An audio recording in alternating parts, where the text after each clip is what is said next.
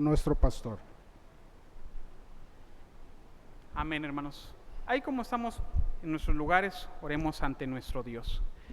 Amado Dios y Señor, en esta hora, creemos que tu palabra es viva, es eficaz, más cortante que toda espada de dos filos, Señor, y que verdaderamente trae el alimento a nuestros corazones. Permítenos, Señor, que en este tiempo de celebración entendamos que la mayor celebración, primeramente, es tu salvación, Señor, en Cristo Jesús, pero también hoy celebramos todas tus bondades en estos 114 años, Señor, en los cuales tú nos has bendecido enormemente. En Cristo Jesús te damos gracias, bendito Dios. Amén.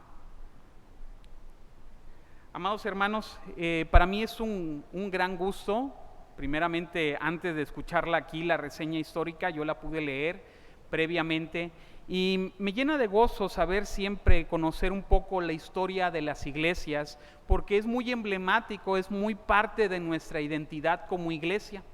Se me hace sumamente interesante que la iglesia nació solamente con el deseo de podernos reunir, estudiar la palabra, por medio de un hermano que abrió las puertas de su casa, y ahora ya no es su casa, ahora es la casa del Señor. Y ha pasado por tantas cosas esta iglesia. Una de las historias que más me han gustado de esta iglesia también, es ver cómo nosotros a veces pedimos por algo, pero el Señor, sus planes son más grandes y más sublimes. Cuando se pedía, Señor, quítanos el tren de aquí, porque no dejan ni oír al pastor, no dejan muchas cosas, o la iglesia oraba para que el tren pasara por otro lado, y los que pasaron por otro lado fueron la iglesia.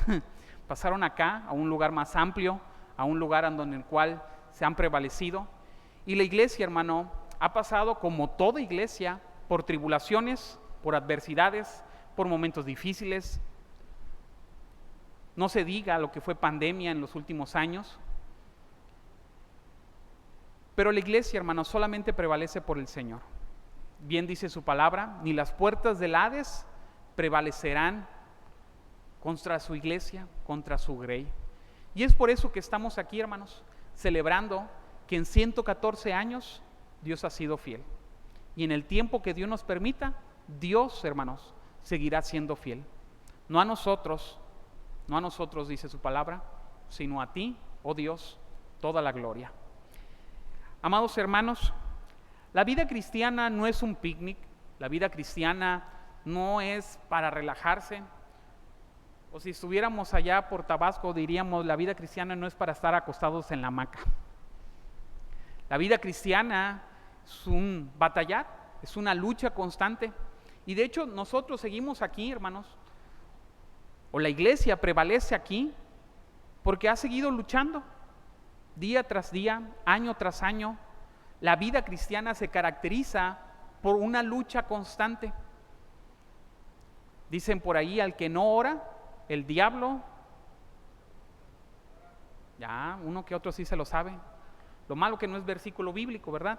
Pero bien entendemos en la palabra de nuestro Dios que es necesario depender completamente del Señor, porque si no dependemos, porque si no estamos en Él, porque si no estamos en una lucha constante, realmente el diablo deshace nuestra vida. Realmente nuestra naturaleza pecaminosa, está un deseo constante en nuestra naturaleza pecaminosa de alejarnos del Señor.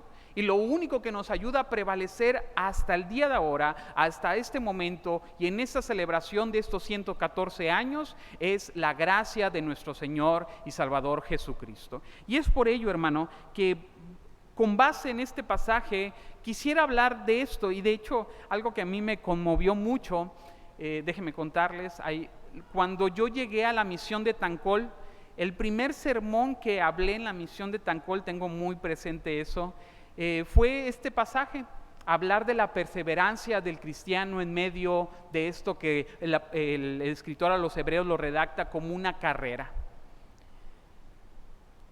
La misión de Tancol es una iglesia, un lugar que le tengo gran aprecio en el tiempo que estuve ahí, poco tiempo, pero gran aprecio. Y ahora vengo y hablo de esto precisamente, hermanos, porque el escritor a los hebreos nos ayuda a entender algo. La vida cristiana es una carrera. No es una carrera que hoy acabamos ni mañana acabamos. Es una carrera que solamente acabará estando en la gloria con el Señor.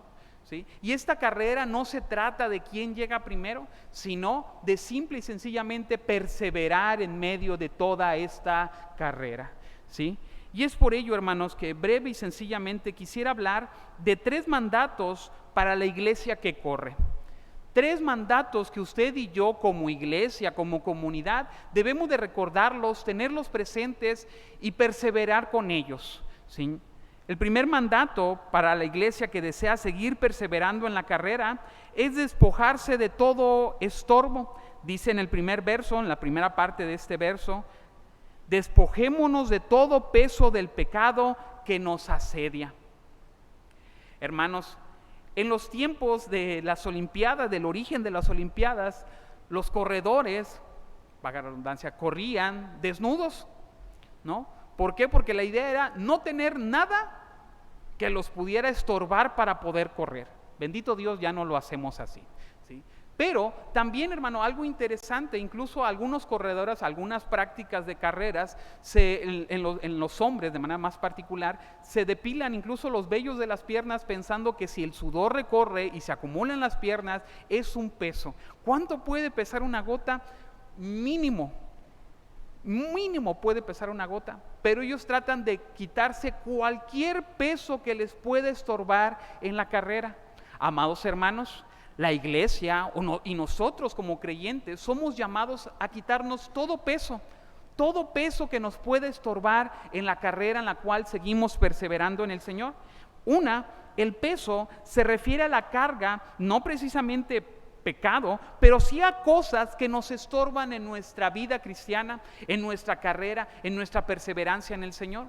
Hoy en nuestros días, de manera muy fácil y emblemática, podemos decir que tristemente y desafortunadamente a los cristianos hoy nos pesa mucho, como un peso, el celular, las redes sociales y tantas otras cosas más. Pero si pudiéramos pensar en nuestra vida y pudiéramos pensar de nosotros, ¿qué es eso que nos estorba?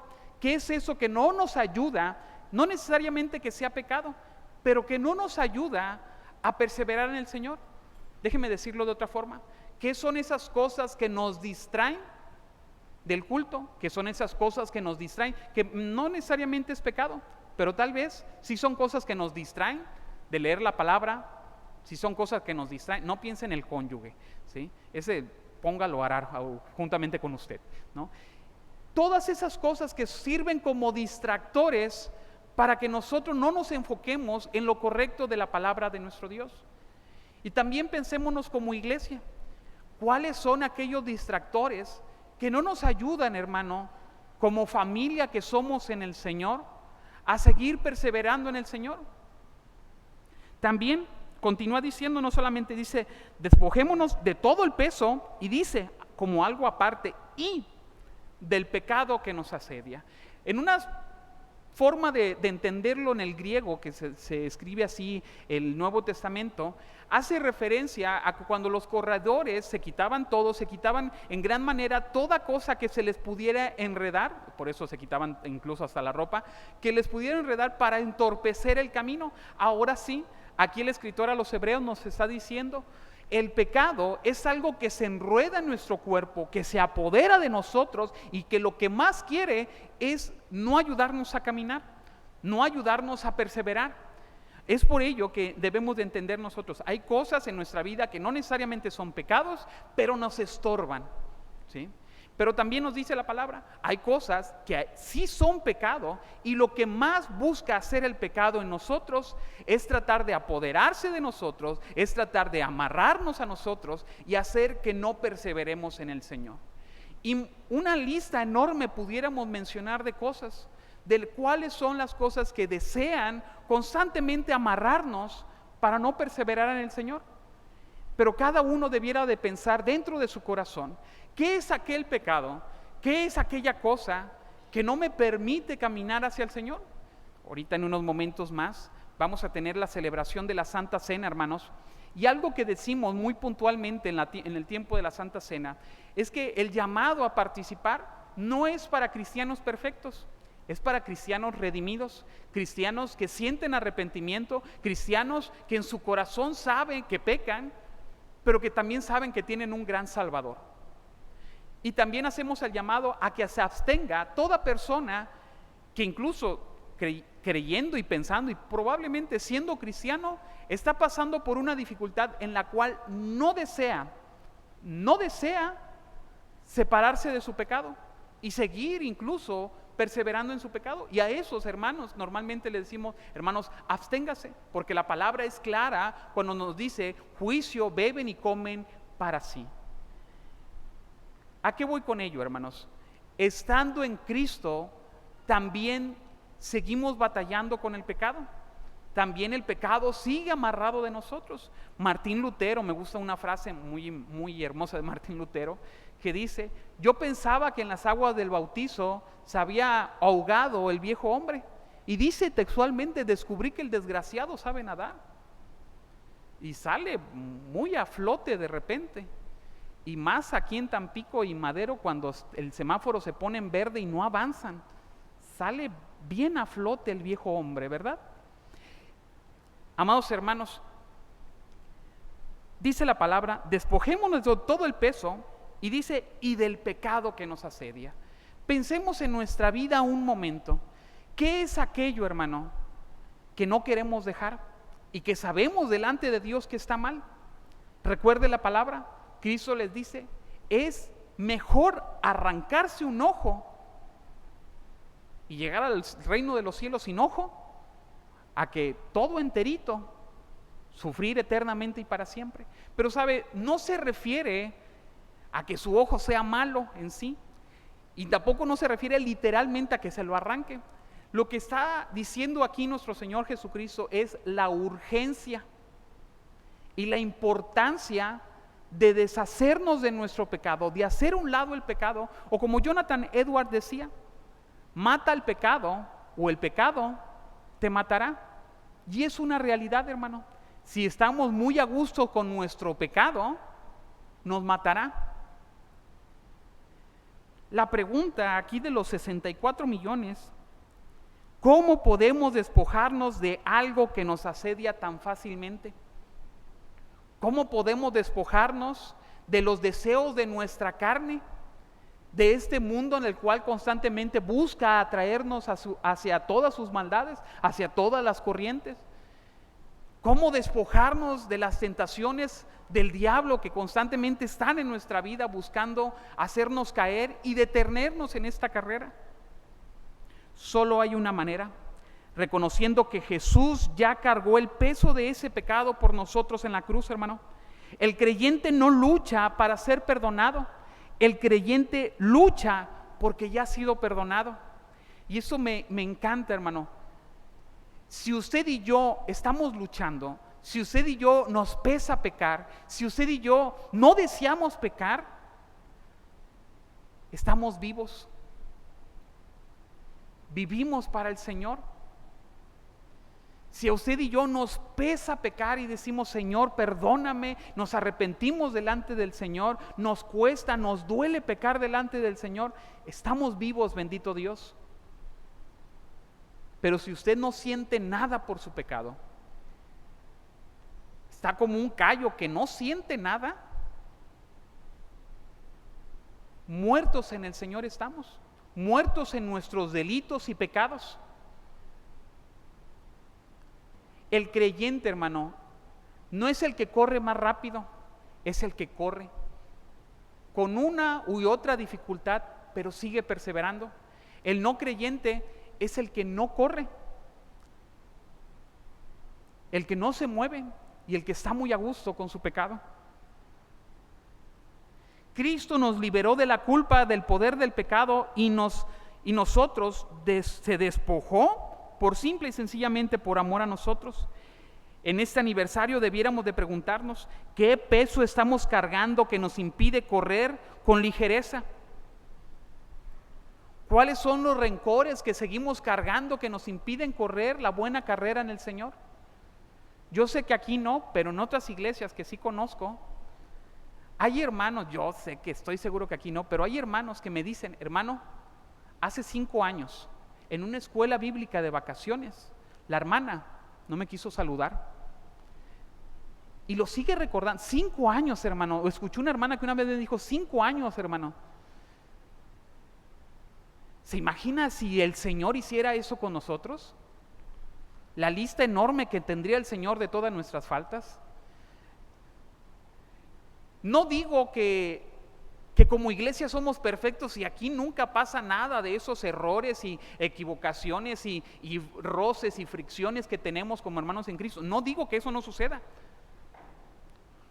Lo que digo, hermanos, es que es necesario perdonar, es necesario despojarnos de ese peso del pecado que nos asedia y sigamos como iglesia, unidos como familia, a perseverar en el Señor.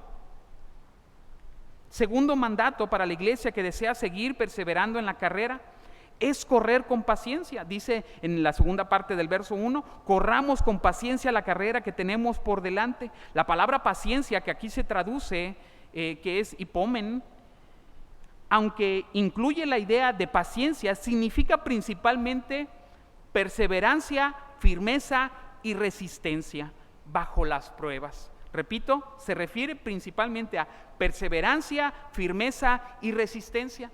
La carrera cristiana, la vida de la carrera cristiana no es algo que decimos, son 100 metros planos, en un día, en un momento los termino, ¿no? Y si fuera como yo, que no corre casi nada, en 2 horas tal vez, pero 100 metros sí los corremos, ¿no?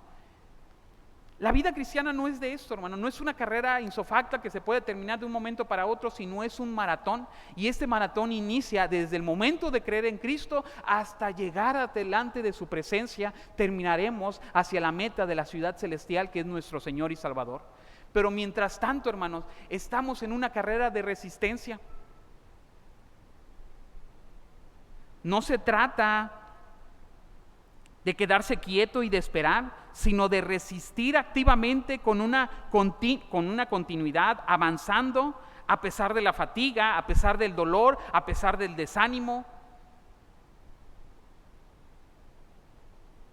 El aniversario de nuestra iglesia nos recuerda que hemos recorrido año tras año, ahora llegando hasta los 114 años, pero también nos recuerda que la carrera sigue, que la carrera no termina, hermanos. Que la carrera es hasta que venga nuestro Señor y Salvador por nosotros, hasta que descansemos en el Señor. ¿Sabe? Algo que me gusta también mucho de este pasaje, si usted recuerda, hermanos, estamos ahorita hablando del capítulo 12, verso 1 al 3 del libro de la carta, a los Hebreos, pero en el capítulo 11, ¿alguien recuerda de qué se habla? Se habla, en algunos le llaman los héroes de la fe. Inicia estos versículos: teniendo en derredor nuestro, por tanto nosotros también teniendo en derredor nuestro tan grande nube de testigos, ¿sí? Pablo, el escritor, mejor dicho, a los hebreos, está representando este derredor nuestro como un coliseo, como un lugar en el cual se hacen todas estas participaciones atléticas, y todos los que están alrededor son testigos. ¿Pero a qué testigos se refiere? Como todos aquellos que ya murieron y que descansan en la fe, ¿sí? Como testigo de alrededor nuestro, de todo aquel que descansa en el Señor. Corramos con paciencia, nos dice. Nos ayuda a entender algo, hermano. A lo que se dice que tengamos a estos hermanos como testigos, no solamente se refiere a los ejemplos bíblicos que nos menciona aquí en la carta a los Hebreos capítulo 11, sino todo aquel que descansa en el Señor, hermanos, que hoy en día... Me gusta mucho esta representación que se hizo hace unos momentos, de pasar lista a los hermanos nuevos. Dijeron presente, como todos aquellos que aquí están, y podemos decir presente al momento de mencionar nuestro nombre. Pero hay muchos hermanos que ya no están con nosotros, que nuestro Dios pronunció su nombre, y ahora no aquí, sino en la presencia del Señor, dijeron presente. Ya no aquí, hermanos, sino delante del Señor. Y dice, tengámoslos a ellos como testigos, a ellos que ya descansan en el Señor, como testigos de aquellos que también participaron. Hermanos, tengamos como testigo al primer hermano que abrió su casa para estudiar la palabra, y que después de 114 años y más, ahora está fundada una iglesia. Amados hermanos, la perseverancia no es algo, hermanos, que nosotros lo podemos adoptar por medio de decirles, échele ganas. Y ya, ¿no? Porque dijéramos, híjole, lo único que me faltaba para tomar ánimo, que el pastor viniera y que me dijera que le eche ganas. No, la perseverancia la encontramos en su palabra. La perseverancia no la tenemos, hermano, por nuestras propias fuerzas.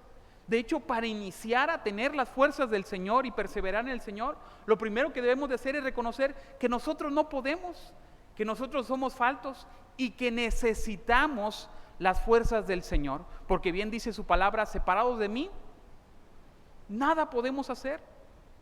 Nada, ¿no? Y eso involucra el día de ahora. Y eso involucra el día de mañana. Y todos los días de nuestra vida no podremos seguir más que conectados con Él, la vid, conectados a Él, nuestro único y suficiente Salvador. La razón por la cual podemos correr, perseverar, luchar en medio de todas nuestras luchas, en medio de todas nuestras pruebas, es porque Cristo nos sostiene. Bien dice su palabra, Dios es quien obra en nosotros el querer como el hacer su buena voluntad. En Efesios 2:13. Por Él, hermano, podemos perseverar, por Él podemos continuar, por Él necesitamos hacerlo, hermanos, con fidelidad constante delante del Señor. El corredor perseverante es un corredor constante. Tercero y último mandato para la iglesia que desea seguir perseverando en la carrera. Y lo más importante en que engloba todo esto, en el verso 2 y 3, en resumen nos dice, puestos los ojos, ¿en quién? En Jesús, el autor y consumador de la fe. Podemos preguntarnos, ¿de dónde sacamos las fuerzas para despojarnos y la voluntad para seguir corriendo en medio de toda esta carrera de resistencia? Puestos los ojos en Jesús. En el libro de Apocalipsis se menciona la iglesia de Éfeso. La primera carta a la iglesia es a la iglesia de Éfeso. Y curiosamente le dice, una cosa tengo contra ti, que has dejado tu primer amor. Por tanto, recuerda de dónde has caído, arrepiéntete y haz sus primeras obras. Pero, hermosamente le dice, pues si no, vendré pronto a ti y quitaré el candelabro de su lugar. Y eso es muy, muy importante. Esta última exhortación que es declarada a la iglesia de Éfeso. Le dice, ¿has dejado tu primer amor? Le dice cómo regresar a su primer amor y luego le dice las consecuencias si no regresa a su primer amor. Y a una simple vista podemos batallar un poquito para entender, pero habla del candelabro. El candelabro entendemos que hace referencia a la vida y a la luz de la iglesia. Donde está el candelabro, ahí está la iglesia. Si la iglesia no tiene candelabro, por así decirlo, es una representación, no hay vida, la iglesia no existe. De hecho, algo muy interesante es que donde está Éfeso, bueno, donde estuvo Éfeso y también hoy se reconoce, es Turquía. No existe iglesia cristiana. ¿Qué pasó ahí? Probablemente entendemos a la luz de la palabra que la iglesia no regresó a su primer amor. Pero si se fija, hermanos, esto nos queda como testimonio a nosotros. ¿Qué pasa si no vivimos en el primer amor en el Señor como iglesia? No tenemos vida. No hay vida. La iglesia vive por el amor de nuestro Señor Jesucristo. Y si no está el amor de nuestro Señor Jesucristo, el amor a Dios y el amor al prójimo, no hay iglesia. ¿Sabe por qué celebramos hoy 114 años? Porque durante 114 años y más, Dios nos permitió tener amor. Y en base a este pasaje, nos permitió seguir caminando con los ojos puestos en Jesús. Es la receta, hermano. Tener los puestos ojos en Jesús. Teniendo los ojos puestos en Jesús, nos podemos deshacer del peso del pecado que nos asedia. ¿Sabe por qué? Porque cuando nos menciona la parábola hermosa de la perla de gran precio, nos dice que cuando este mercader encontró una perla de gran precio, dice que ¿qué hizo? Se despojó de todas sus propiedades, de todo lo que él tenía, y dijo, yo necesito tener esa perla. Cuando usted y yo vemos a Jesús y vemos que Jesús es la perla de gran precio, hermano, no nos cuesta nada despojarnos del pecado. ¿Sabe qué nos falta para despojarnos?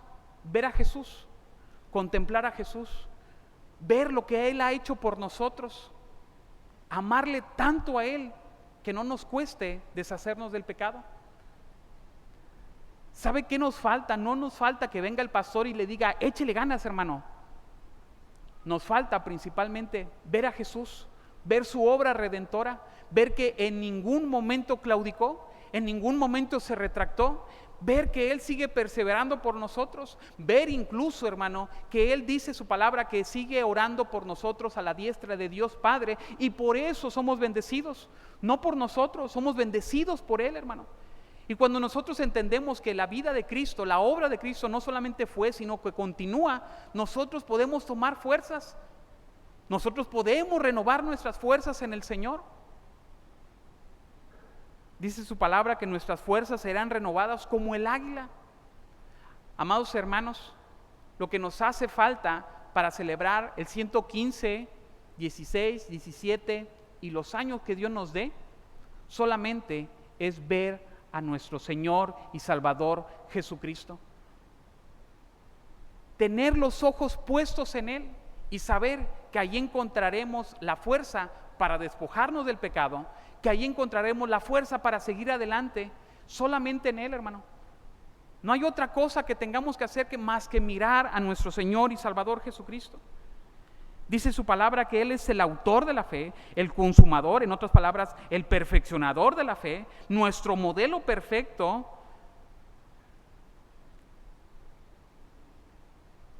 Solamente Él, y con Él tenemos la garantía, hermanos, de que donde Él está, nosotros también estaremos.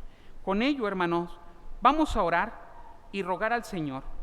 Solamente rogarle al Señor, Señor, ayúdanos a poner nuestra mirada puesta en ti, Señor, para despojarnos del peso del pecado, para correr con paciencia en esta carrera de resistencia, solamente puesto los ojos en ti como nuestro único y suficiente Salvador. Hermanos, nosotros, repito, no corremos para ser perdonados, nosotros corremos porque hemos sido perdonados, porque hemos sido renovados, porque Dios nos sigue obrando en nuestros corazones para seguir perseverando. Perseveremos como iglesia, como cuerpo de Cristo, individualmente todos y cada uno, puesto los ojos en Jesús, no en nuestras pruebas, no en nuestras adversidades, incluso no en nuestros méritos, solamente los ojos puestos en Jesús. Si usted recuerda, claramente, seguro que lo recuerda, cuando Pedro empieza a caminar sobre las aguas, veía a Cristo, empezó a desviar su mirada de Cristo, empezó a ver la gran tempestad y empezó a hundirse. La única manera de continuar, hermanos, es con los ojos puestos en Jesús, que Él sea la perla de gran precio.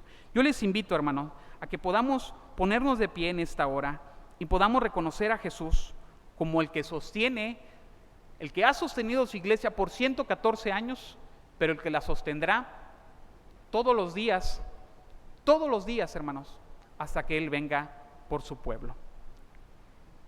Si hubiera alguien aquí sin Cristo, le invitamos a que empiece esta carrera en el Señor, a que vea en Jesucristo lo más importante de su vida y empiece ahora en adelante a correr con una sola meta: llegar a los brazos de nuestro Señor y Salvador Jesucristo en su gloria. Vamos a orar. Amado Dios y Señor, si hoy podemos festejar 114 años, Señor, solamente ha sido por tu gracia, por tu amor, por tu misericordia y porque tú nos has sostenido.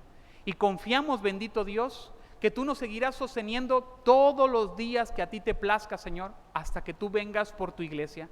Solamente rogamos, Señor, rogamos fielmente, rogamos fervorosamente que estos años que continúen, Señor, nos ayudes solamente a poner nuestros ojos en Cristo.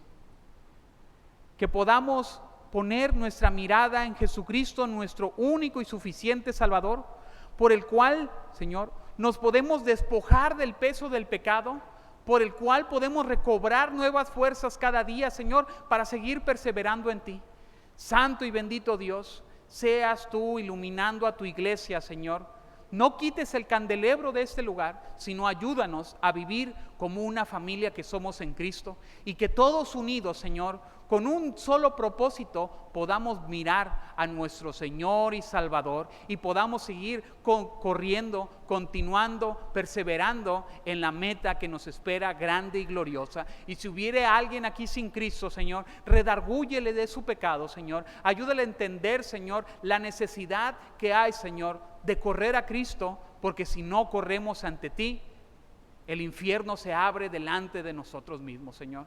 Ayúdanos a correr a Jesucristo, nuestro único y suficiente Salvador, para encontrar la gloria eterna que solamente, Señor, está en sus santos y benditos brazos. En Cristo Jesús te damos gracias, Dios, porque confiamos que tu iglesia perseverará hasta el fin.